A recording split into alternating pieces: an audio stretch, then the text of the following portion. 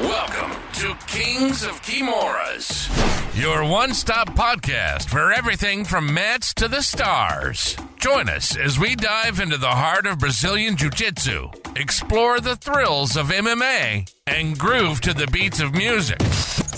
But that's not all. We're also venturing into the unknown, discussing aliens and the mysteries of the cosmos. And of course, we'll be shooting the breeze, sharing stories, and laughs along the way. Get ready for a wild ride from a universe of topics. Strap in and prepare to explore the world of BJJ, MMA, music, aliens, and more. Let's roll.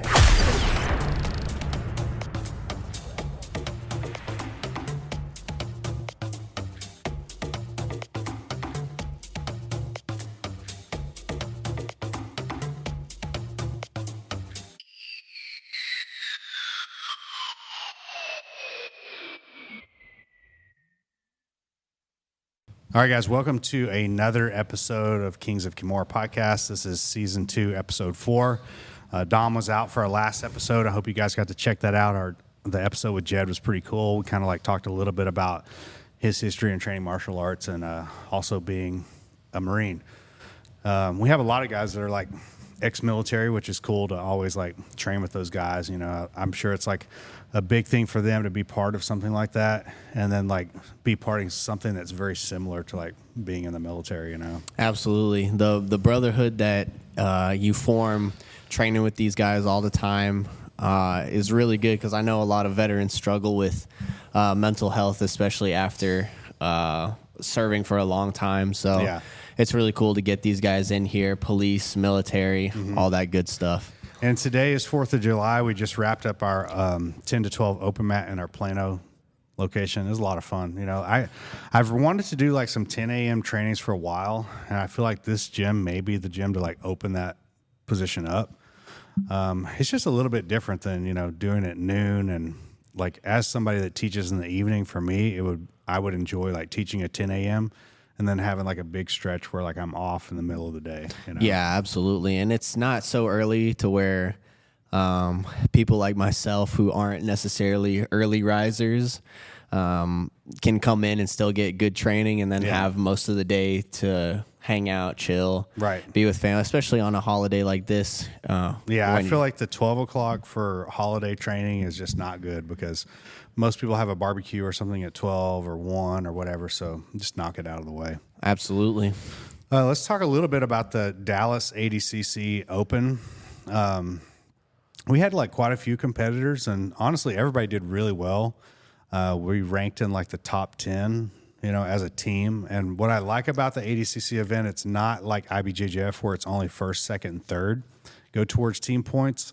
It's also dependent on you winning matches. Right. So you may not medal, but if you win multiple matches, those points go to help the team, potentially win a team championship. Yeah, for sure. If you submit somebody, I think it's even more points than if you were to win by decision or something that.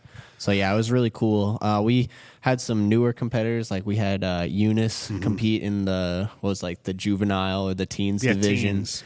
Yeah, the teens beginner, and he did really well. He started competing around the same time I did, so I was kind of watching from across the mats. And, if he keeps training and being consistent like he is, he's got a lot of potential. He's just so strong for that age group. If you look at his physique compared to other kids his age, it's he's either has extremely good genetics or has spent a lot of time in the gym, or maybe it's a combination of the two.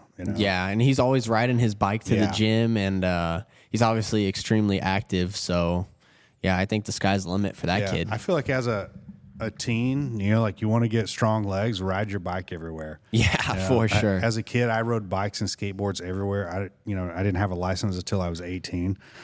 And I think because of that, it made my legs a lot stronger. I had good conditioning, for doing anything else. Yeah, absolutely. Absolutely. And it was a little rough day for me at the Dallas Open. I ended up going 4-2. I probably ate a little too much fried chicken the night before, and that kind of came back to bite me. I also just kind of wasn't feeling too great the week of. and that affected my performance a little bit. But I was still able to go out and have some good performances. I don't think I submitted one guy, but his rib was already a little bit injured, so I don't really count that necessarily. So it was definitely a very off day for me, winning a lot by decision. My first match was against Dalton Leopard, who I had a match with previously at the Henzo Gracie Austin tournament. So he was definitely game and ready to go, and gave me a really hard time. We ended up going to overtime. The match ended up being almost 12 to 13 minutes long, you know, so it was a very grindy first match. And then after that, it was just I was trying to just get myself back together, and ended up just kind of coming up short. But well, I feel like what happened to you in your final match, your third place bracket match, right? Yeah. You kind of I didn't see it, but going back and understanding what happened, I know it definitely happened, but you took a knee to the head pretty hard. And it caused you to, your eye was blood red for a couple weeks after that. Yeah, for sure. And you definitely seem, I thought, you were something had happened. I know you don't get tired. And I'm like, why is he stopping here in this position? So I encouraged you to move, which in turn ended up giving up a position, allowing the guy to score in overtime. If I would have recognized that you had taken that knee, I probably wouldn't have said do that, but it happens, we both made mistakes in there. And, sometimes when you have those injuries, I know it's hard to do this, but trying to get that stoppage, you were hitting the eye, and I feel like in that sense that is a justifiable stoppage, as opposed to somebody faking an injury or something. That was legit injury. Yeah. Maybe if you had a little bit of time, I don't know. Sometimes you get hit in the eye really hard. It's the chances of even recovering and feeling better, you may feel worse, 5 or 10 minutes later. So absolutely. Yeah. And luckily there's no vision change or real damage to my eye. It just looked really bad and bloodshot. I looked like, if you ever seen 28 Days Later, where the virus makes your eyes all bloodshot, that's how my eye was looking. Yeah, it was looking rough, man. But you were able to keep training the following week, and we had a lot of good competitors that day. A lot of people doing really well, and the way that we like to set up for our tournaments, bringing mats with us and foam rollers and trying to make it more of a hangout instead of you're just standing around waiting. We set up a spot, and I feel as a competitor, you want to make it, or coach too, you want to make it feel as normal as possible. And it's unrealistic to show up to an event and stand there for 3 or 4 hours before you compete. You never do that in the gym. It's always you're hanging out on the mat, you get a roll in with somebody, and I think if you can replicate, close to what you're doing in the gym, then you're going to have better success. Yeah, absolutely. And that's one thing for West Coast trials that I feel really helped increase my performance, was just how casual and kind of laid back we came into it. Yeah. It's obviously we trained really hard for it and we put together a good camp, but if you can kind of replicate, like you said, the conditions when you're training at the tournament, you're going to probably do a lot better. Yeah. There's so many competitors, even high level people we saw warming up by themselves on the carpet. And I know that's not how they normally warm up or prepare in the gym. So, the worst is I see guys sprinting, I know that guys in jiu-jitsu gyms don't sprint, maybe wrestlers for sure, but jiu-jitsu guys, you're never going to see a jiu-jitsu guy run. No, absolutely not. I feel you should warm up with some kind of technique. You should have, even let's say don't have the ability to bring mats with you, you should figure out some kind of way to use bands, resistance bands, to kind of replicate something you do in the gym. And for me as a competitor, before I started bringing mats, I have my exercise ball, a lacrosse ball, a foam roller, and a band. And I would do whatever kind of warm-up I would do in the gym. I would do that in the bullpen, thinking about competing IBJJF. But it was always kind of hard to do that because of how small of an area that is, you know, and that's what I like about ADCC more is they're not forcing you in that bullpen. It's just, you know, like, okay, my match is this number on this mat, so I'm going to be within these times. And it kind of gives you a little bit better time to warm up off to the side as opposed to like waiting in an area with a bunch of other competitors, people you're about to compete with, you know? Yeah, absolutely. I don't really like the bullpen. I know the reason for it is to try to keep all the competitors in one area so people aren't just like running off, but it happens anyway. I see plenty of people sneak out from the bullpen. So I mean, I get what they're trying to do, but at the same time, it's just very difficult to get a good warm up at those IBJJF events sometimes. Yeah.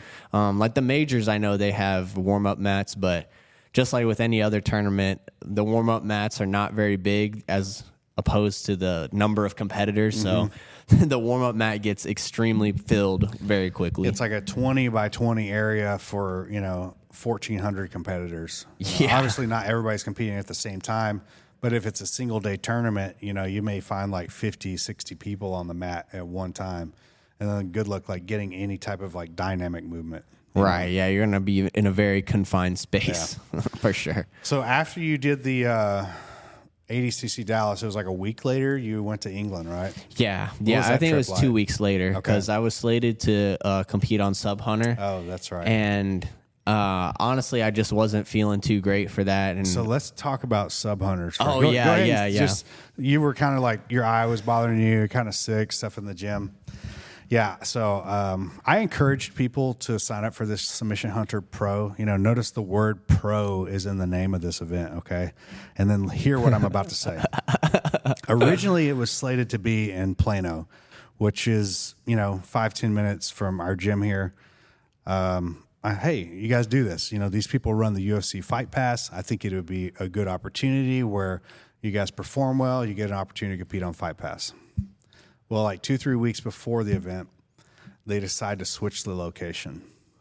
But not switch the location to like a city that's the same city or even a city that touches the city that we're in. Right. They went almost all the way to Fort Worth. So we're talking like an hour drive one way, and they still called it Dallas. So I get to this venue. And first off, it's like ridiculously hot. Like I don't think I've ever been in a venue that hot.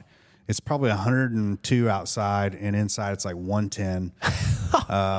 It's like I forget what they call it. It was like Arlington Live or something. I think it's like Knockout Live or something like that. I think it was Arlington Live is what it. Well, it might be the same name, but like on their Google, it was Arlington Live, and they do like lucha libre wrestling and stuff there. And it was the worst venue I've ever been to. So our student Roy was competing, and I find him there. I'm like, hey, man, where is the warm-up area? He's like, out back. And I'm like, oh, like they have a back room. And I was like, no, outside. No, out back for real. So I go outside. There's mats, and they have like a tent over it. The mats are black, and they're so hot that as soon as I sit down in a pair of shorts, it's like burning my legs. So I get up. It's burning my feet. I'm bare feet on the mat. I go back inside. It's even hotter inside. I'm standing there doing nothing, and I'm sweating. And there's about an hour before Roy has to compete. So I go, you know what? I'm going to the truck. Like I went to the car, turned the air conditioner on, sit there and watch the matches. And I go, I'll be back 2 matches before yours. And I go back inside, and it's like even hotter because now more people have competed. There's more people there. My shirt is soaked. And so I get up there with him. And we're getting ready to like go walk out, and they're like, no, you don't walk out with the athlete. You got to go to the other side. And I go, well, how do I get there? Oh, you got to go out the back of the building. You got to go around to this other door, knock on the door, and they'll let you in. Okay. So I go and knock on this door, and it's like over by the kitchen area. I go in, and I'm standing against the wall, which is like the only empty area that there is. And they tell me I can't stand there. They're like, you got to stand in the crowd of people over here. And so I do it. I don't argue with anybody. I want to get this over with. And I go up there. I coach Roy. I'm filming it with my iPhone. I'm trying to film and take photos of him like getting his hand raised. And the guy is ushering me out, telling me I can't stay there because the fight's over. They need to get the next guy in. And I felt like nothing was professional about this event. First of all, maybe that they paid some money. You can't really. Nothing was professional other than them paying somebody. Right. And secondly, it's like they don't give a shit about the instructors or the coaches or the students or the people competing or even the people watching. Like they don't realize that there would be no event if it weren't for the people showing up to compete and selling tickets, because nobody is coming to Submission Hunter Pro otherwise. Right. Absolutely. And I felt like anytime I asked any kind of question, it was like I was inconveniencing them. And this is, we've done multiple Submission Hunter Pros, and I feel like every time they have this same type of attitude where they could care less if you showed up or not. The same thing when guys are selling tickets, right? We've had guys like, they literally tell guys, if you're not going to sell this amount of tickets, don't even bother showing up to compete. Do you realize like jiu-jitsu people have broke friends? And as a business that your goal is to sell tickets and put on events, it's your job to sell those tickets, okay? Don't put that on the guys that are like coming and competing to also sell tickets. I think that's a stupid idea. It would be like 80cc. Hey guys, you got to sell a minimum of tickets. Like I know it's Worlds, but you're requiring athletes that are preparing for a match to sell tickets. That's your job, in my opinion. Yeah, I 100% agree.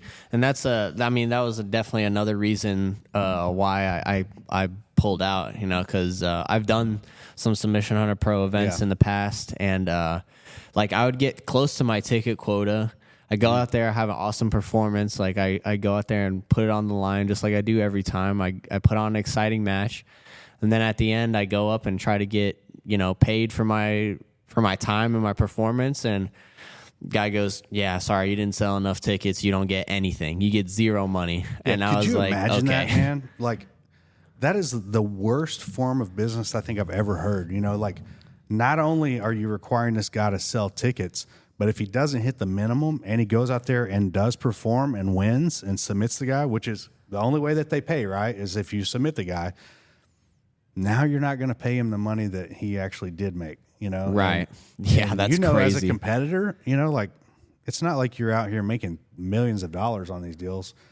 I will never encourage another person to attend or even compete in a Submission Hunter Pro. Yeah, it seems like the quality of a show just keeps going down and down and down each time we go out there. Yeah, they need to switch the name to Submission Amateur Pro. Yeah. There's nothing. I hate the event, man, and I know the guys that run it, they run some other events, but geez, man, you guys got to get better at that, Yeah. It's like the UFC, I was watching Peyton Talbot was talking about how the dude goes out and knocks this dude out in 18 seconds. Yeah. Has an awesome performance. Like, people are watching him. Like, he's one of those up-and-comers in that bantamweight division who could be a title contender in the future.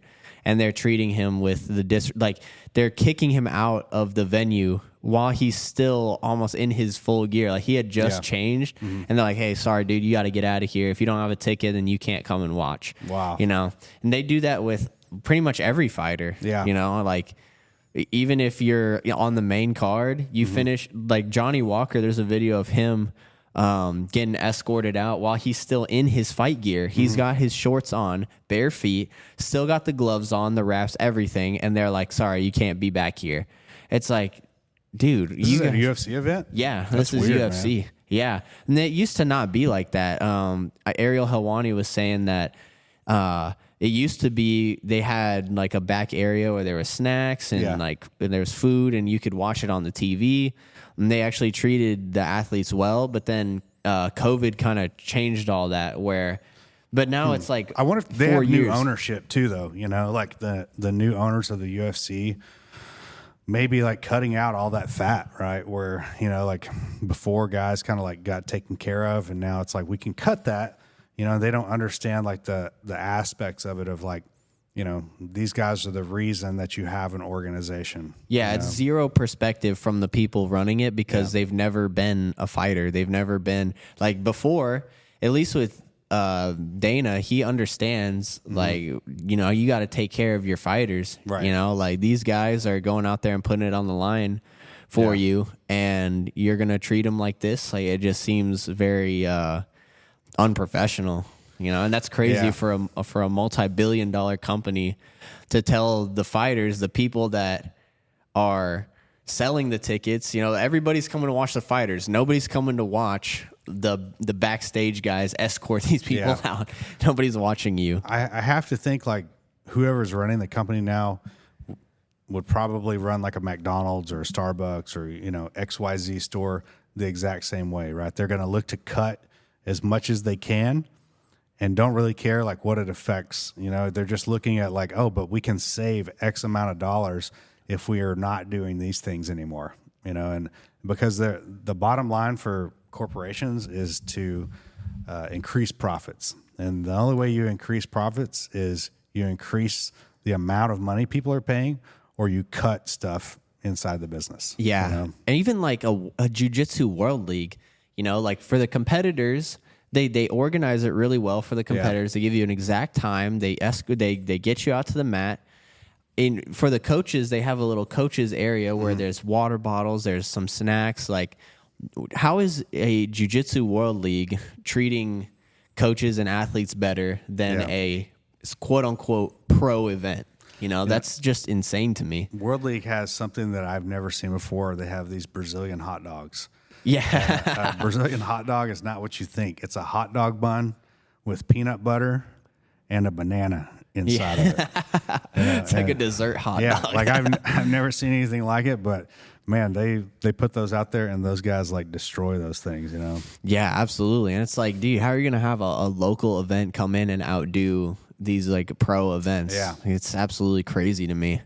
So let's talk a little bit about your time over there in England. How was that? That was awesome, man. So it was definitely not as much of a culture shock as I thought it would be. There's obviously a lot of walking around, a lot of public transportation used. I think probably the thing that was most surprising was a lot of the residential buildings have no AC. It's all fans. So we got to our Airbnb where we were staying, and I was like, dude, it is so hot in here.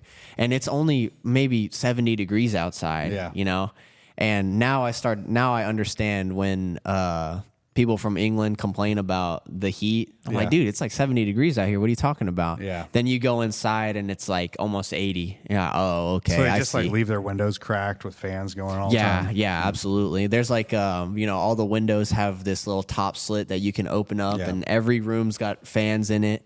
But that's just the residential buildings. Like obviously the, businesses. Like touristy spots. Like we went and saw Parliament and Big Ben, and like all those buildings obviously have AC in them. Yeah. But a residential building, nope, no AC, only fans. The event itself was in like a elementary school, like an auditorium at the elementary school, which I kind of liked. It felt more like underground-ish. You had to kind of like go out of your way. When we got there, Google Maps, it takes you to the front of the building, and you have to loop all the way around and like follow these very like vague signs. And you go in there, and it's like it feels very like underground backstage-y, But I had a lot of fun competing on it. All that being said, obviously being there with JB and Corbin was a good time. Those guys are really cool. I've obviously known JB since I was a little kid. Yeah. So it was good to go out there and compete with them and get to rep the Apollo Creed set. Yeah. I know a lot of people were messaging me about that after the event. I guess they had kind of like missed the pre-sale or whatnot, but they're like, dude, after seeing you guys go out there with those sets on, like they were sold. They wanted to get. Yeah, it was cool to see you guys because you made it to the final, and then like when you guys walk out, everybody's covering it up, and then when you get on the mat, you pull it out, and it's like it was cool to see, and we like had a lot of intention with that of like we really wanted to like show out with the gear, and I feel like it really did that. It stood out. You did phenomenal, man. You like didn't lose a match, and sometimes that's the way it goes in those team events. Like you're you can be the best one, but if your team loses a couple, then you guys lose as a whole. Right. But like, you have nothing to be ashamed of there. You did great, man. Yeah, I had a lot of fun competing out there. Like the first match, I went against a really tough Brazilian guy who had a really hard guard to pass. I ended up winning pretty much just on advantages, which I didn't even know till the day of the tournament that there was even advantages being awarded. And then in my second match, I ended up finishing with a Darce. And actually, if you look on my arm, I got a little bite mark there because I went for a rear naked and kind of went over the face as I usually do. But credit to those guys, man. Those guys in Europe and in the UK are really tough. You know, they don't want to tap. Even the first guy that I fought, I had him in a pretty deep Aoki, had some good leg lock attacks, and he just stone face, poker face, and just ate it.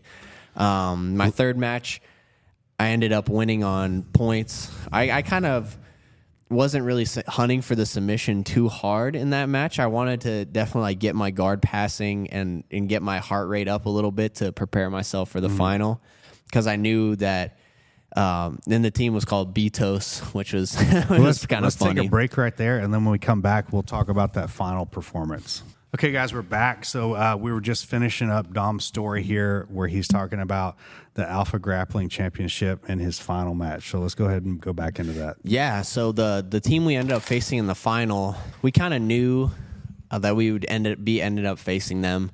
They're easily the pound-for-pound biggest team in that tournament. Like pretty much every guy on that team was over 100 kilos.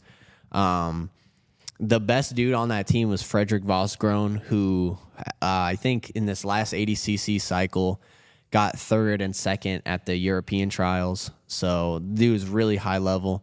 I ended up going against this really good Austrian competitor, again, over 100 kilos. I was down in the match, like 5-0. The dude was passing my guard, sweeping me. He was pretty much dominating the whole match. And I just kept it in my mind, like, man, I'm not going to give up in these positions. Like, I'm going to fight tooth and nail. I'm going to go out there and try to at least get a win for our team. Because at that point, we had already lost 2 matches. So I was like, man, we're not going 3-0 on this. Like, I'm not going to let that happen.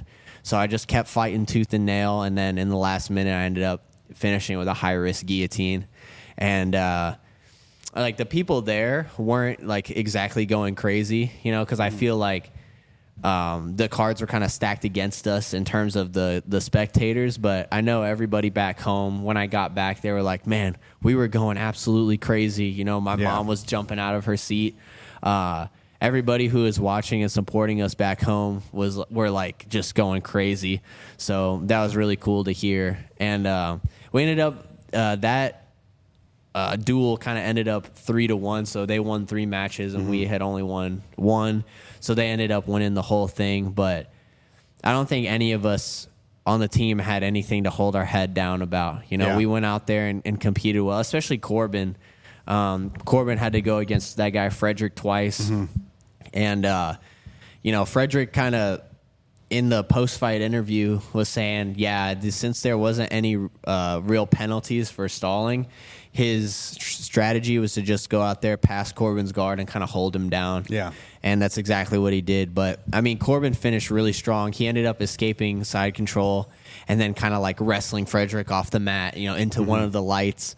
And so he finished the match really strong, but obviously like ended up coming up short just because the strategy for Frederick was just to just hold him down and kind of keep him pinned. Would they let's say like you didn't have to fight the same guy, right? It was the first of 3 wins, or did you have to fight the same guy? So it kind of was like you could stay out. So if you like the smallest team in the event, they had one guy go out there like 3 times. Okay. Because obviously the dude that I had in a rear naked, his lip was all busted. He didn't want to go out there against those heavy dudes. And then the Brazilian guy went against Frederick and actually got his leg broken in an inside heel hook. Okay. So they only had one guy left. Yeah. And, he had to just go out there match after match.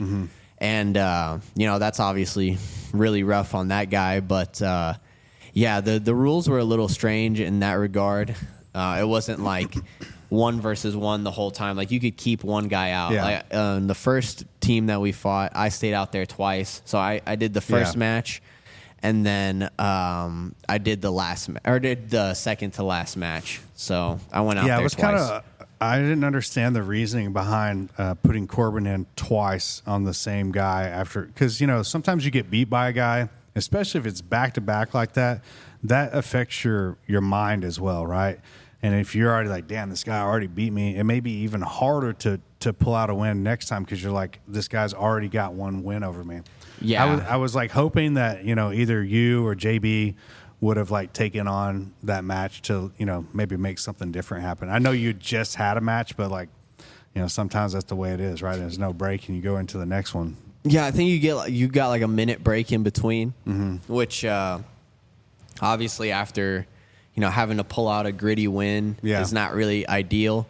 But I know JB was a little reluctant just because he saw that Brazilian guy's leg get broken and JB's got other stuff going on. He's trying to be a firefighter. He coaches at B team. So if he went out there and got an injury in that match, that would definitely affect things outside of the event, But the guy had time to tap. It's not like the guy grabbed his leg and like broke it immediately, right? Right. I didn't see the match, but I'm just assuming and knowing like the type of competitor that he is, he didn't seem like a guy that was like a Paul Harris that's going to grip and rip. Like maybe there was some of that, but what was the I felt like he definitely had some time to tap. Probably caught him in like a submission prior to that, and the guy slipped or something, right? Yeah, they were battling in 50-50 for a while, which like against a big guy like that, that is not the strategy that I would have tried to employ. I would have tried to stay away as much as possible and avoid entanglements at all costs. And if you do get your heel exposed, it's tap right away. Even if he gets a grip with one hand, I feel like against a guy like that who's a lot bigger and stronger, he gets one grip, tap. Yeah, like it's not going to damage my ego if a guy who's bigger and stronger and is an experienced black belt gets a hold of my leg, it's tap right away. I don't think care. It's worse on a guy that like you just eat it, and then you're like, oh, I should have tapped, Yeah. Just like I'll hold the hands, I'll tap, and I try to defend and tap at the same time. Yeah, absolutely, and like that's how you avoid getting broken, right? Yeah. Especially in a situation like a 50-50 where as soon as you get your heel exposed, it's going to get extremely tight very quick. Even against the guy who's not going to just grip it and rip it. Yeah, the risk for injury is going to be there. So you got to just preemptively tap to save your own leg. Yeah, it was definitely a cool event, man. I would love to have the opportunity to go over there with some of our guys next time. Yeah, absolutely. And obviously the promoter, he loves me now. He knew the kind of competitor that I was going in, and thankfully I was able to go out there and put on a good performance and really showcase my skills. I felt obviously a lot better for this one than I did for the Dallas Open going into it. So I knew that I was going to automatically just do better than I did then. Well, I feel like you always perform better when there's a lot of pressure. I don't know why that is, but when I think of you competing in trials, you always compete better in the trials than you do in the opens. And it could be because the open is more of a relaxed environment. You're not I don't want to say you're not as focused, but there's a lot more on the line to win a trials than there is an open. Yeah, for sure. It's like if you lose one, you're done. Right. Kind of deal. And I definitely feel that as well with the opens, especially if I end up losing a match. It's a little harder to come out and perform at that same kind of intensity, just because even if you win all of your next matches, you only get a bronze out of it. I say only, right? That's not a good achievement to go out there and medal at an open, but still, it's you go out there, and if you have real gritty performances and you go out there and beat everybody, you still only leave with a bronze medal. Yeah. So you got to win more matches sometimes to get the bronze than you would if you did the gold or the silver. Yeah, absolutely. And that's kind of how it's set up. That's I'd say my only critique with the 2 and out system is to get bronze, you have to, and if you don't lose in the semifinals of the winners bracket, let's say you lose early. Like I First went round 1-1 in right? the winners bracket, you know, like then I had to string together a bunch of wins to go and get bronze. 6-7 wins sometimes, you know, just to get the match to do the bronze, you know? Yeah, absolutely. Yeah, it can be a little exhausting and, you know, like a daunting task for sure, you know? But that's good. I mean, that's why I do those opens, you know, because I feel like you're getting more matches against very high level guys. And you really get to see what you're made of out there. And I'll definitely be more well prepared for the next open for sure. I like traveling more for those opens than like I love doing the one here in Dallas. Don't get me wrong, but when we travel for those events, it feels a little bit different. You know, it's just more of like almost like a vacation. You know, with like a goal, but at the same time, we're like having fun with it. You know, right? And that's exactly how I felt in London too. Yeah. You know, we had a good training session Friday night, where we got a really good sweat in, got all the jet lag out, and kind of got to a somewhat of a normal routine. And then Saturday we went and just kind of had an active recovery day, going around seeing London, going and sightseeing a little bit, and then just relaxing and hanging out before the event.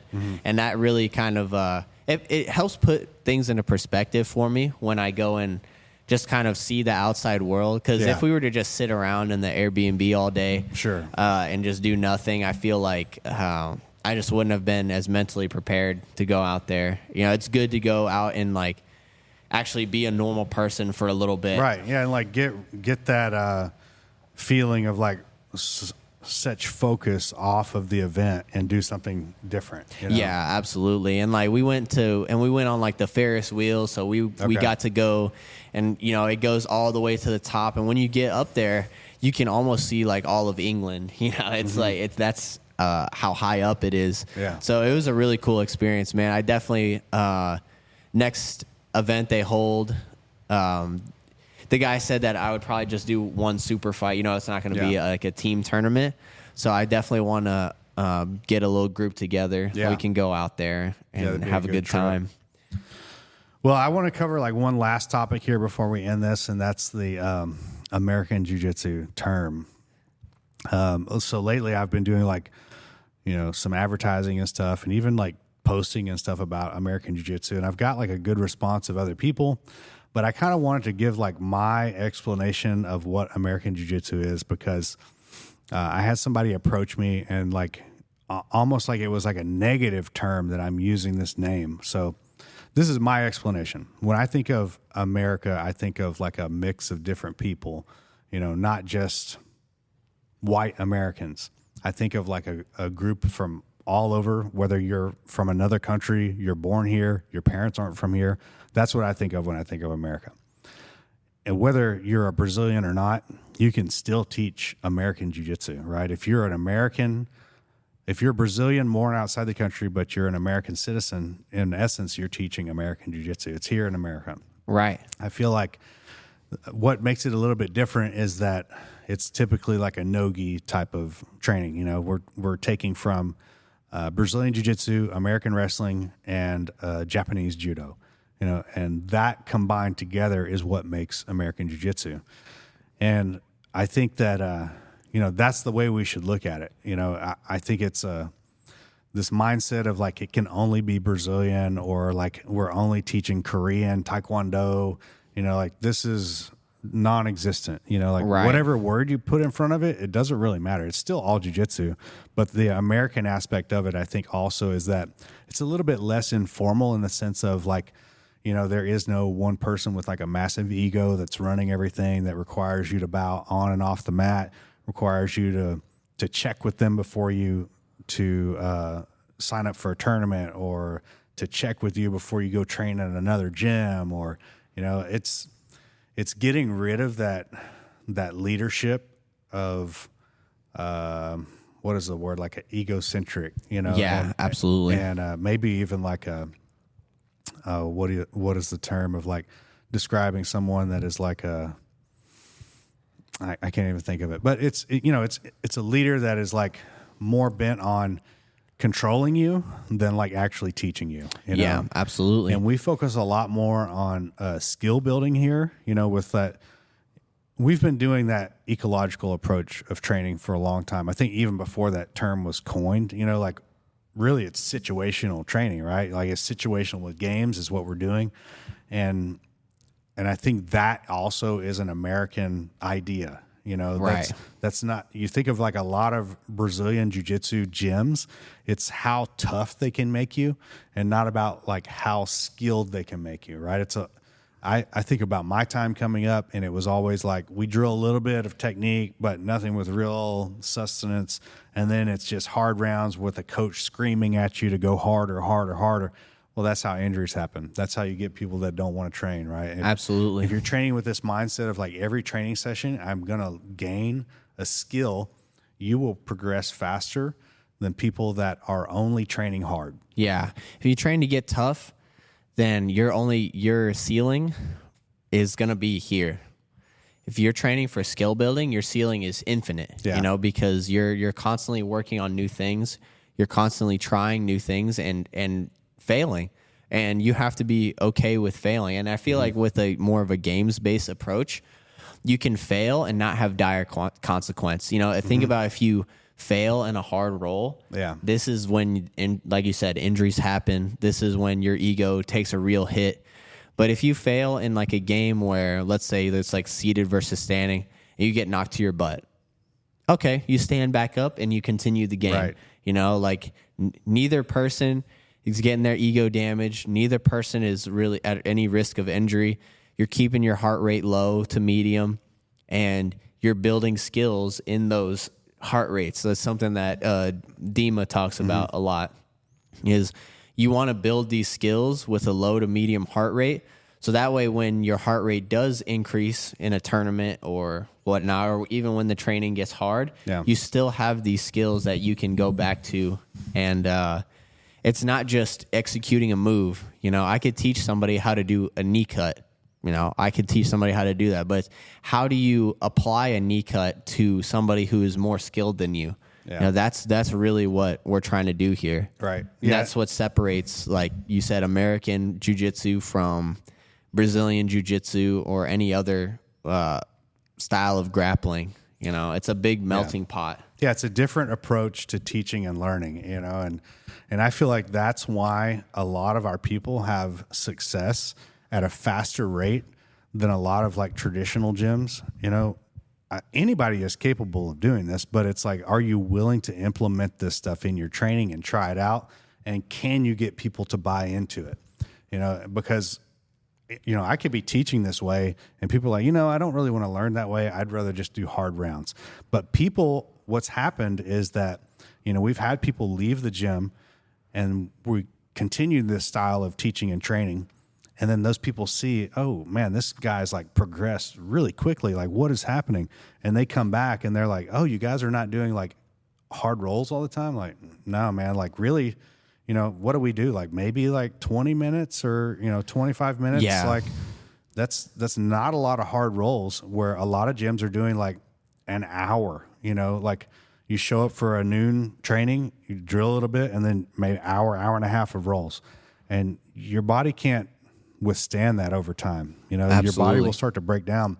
But if you're doing situational stuff with like a minimal amount of hard rolls, that's the key, I feel like, to progressing. And then obviously you're like doing strength and conditioning outside of that, which should be a big part of any athlete or any person that is doing recreational jiu-jitsu. Like if you're doing jiu-jitsu, like let's say you do 3 days a week of jiu-jitsu, 2 days a week of strength and conditioning. Right. Just for injury prevention alone. Like I think about my times of being injured and how working out helped me come back faster from an injury, and a lot of these people don't do that. They're only getting their conditioning in from their jiu-jitsu coach, and the jiu-jitsu coach looks like they've never done any conditioning themselves. Yeah, for sure. And this is why people are going to start. I've seen like a lot of videos that says like, oh, jiu-jitsu was so hard on my body. It was great for my mind, but really hard on my body. And it's like, dude, that's because the training approach that at the gym that you went to is probably a little bit of technique, go over some moves, hard rolls. Yeah, that's definitely a recipe for getting injured. Mm-hmm. Yes, you are getting tough, so you are getting the mental aspects of it, and that's great. Like being mentally tough is a great trait to have, but it comes at the price of your body. So it's like, how do you become mentally tough while also building skills? And that's what I think we've done here really well. Yeah. It's just going to continue to improve, like as new teaching styles develop, like I'm always willing to adapt them as long as it's moving us in a forward process instead of like keeping us the same or making us worse. Absolutely. Absolutely. Well, man, I don't think we can cover it better than that. Happy 4th of July to you, and good to see you back. And we're going to go grab some food, and we'll see you guys next time. Make sure you download us on all platforms. Video is on YouTube, guys. Thank you. And that's a wrap for today's Kings of Kimuras episode.